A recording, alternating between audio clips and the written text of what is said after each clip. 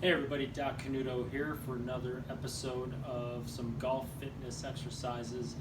And last theme was on mobility. This theme will be on stability. So these are pretty simple. There's 12 of them. Sometimes you're counting one side and then the other as two of the same exercise. And all you need is a golf club, either a wedge up to a 6-iron, somewhere in between there, and a nice comfortable place on the floor. So we'll get right into it. This first one is called a single leg lever. So you're going to take your club, you're going to get into a knees up position so your back is nice and flat. If you do have back issues and you need a little bit of cushioning, you can put a towel roll there, but keep your abdominals tight and your back nice and flat into that. You're going to apply pressure with both arms into that club against your thighs, and the shorter your leg, the easier it is. The longer your leg, the tougher. You can hear me breathing because we never want to hold our breath when we're doing these. For any of these exercises, do somewhere between 3 to 5 reps to get started. Work your way up to 10 in order to gain some endurance.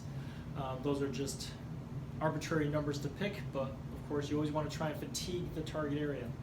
So the first one was the leg lever.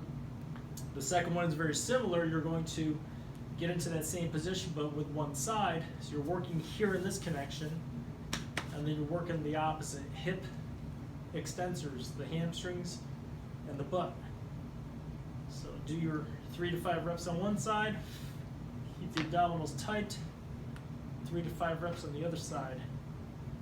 Okay, the next one is a upper trunk rotation, lower trunk rotation, and what you want to do is try and counterbalance your upper body from your lower body. So what that looks like is upper body goes one way, lower body goes the other way. Kind of like in the golf swing. And the target here is your abdominals and your obliques, the powerhouse of your rotational stability in your upper body. Okay. Again, breathing. Moving right along. Dead bugs. So I'm going to take one hand,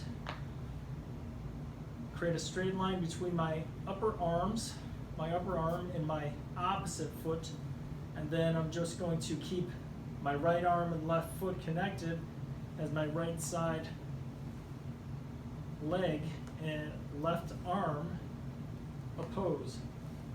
And then I'll do a set with the other side. So this is diagonal stability, creating a big X across the front of the body. And then you can do single or same side stability. Left side connected, right side challenging. And again, the whole time breathing.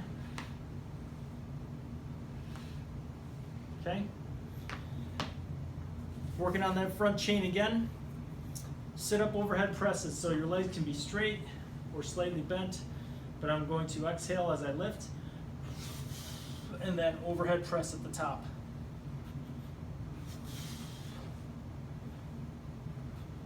And one more for good measure. All right. Working on some hip stability.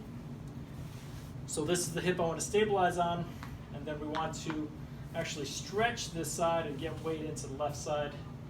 So stop when you feel this stretch. You want to maintain tension here. We don't want you hyperextending your low back in order to feel like you're getting range of motion in the front of the hip. If you want to use something longer like a broomstick or a stretching stick to elongate this whole chain here, you can do so, and then you would switch and do the other side. Okay? Stability and balance for the hip hinge. Single leg RDL, Romanian deadlift. So I'm again connecting my hand, my upper body to my lower body on one side. I'm just going to take that pressure off my right foot. All of my weight is on my left side as I keep my balance and hip hinge. I'm not moving my low back. I'm hinging at the hip. My low back stays nice and neutral because I'm keeping my abdominals tight as I'm balancing on one side. So you need good balance and stability with good posture to accomplish this one. And finally, neutral hip hinging. What you're gonna do is take one hand on the top of your club, the other hand on the bottom, and you're gonna maintain contact with the back of your head and your back of your hips and pelvis as you hinge forward. Basically another deadlift. So I'm not letting my arms come off, and I'm only stopping when I feel full tension here and my hamstrings get taken up. So do about 5 reps one way, and then switch and do the other side as well. As you can see, this does involve the shoulders, and you need good shoulder range of motion and symmetry as well. So that was a quick 12 in a few minutes. Take your time when you're doing them, and hopefully it gives you more stability and balance for the golf game. Enjoy it out there.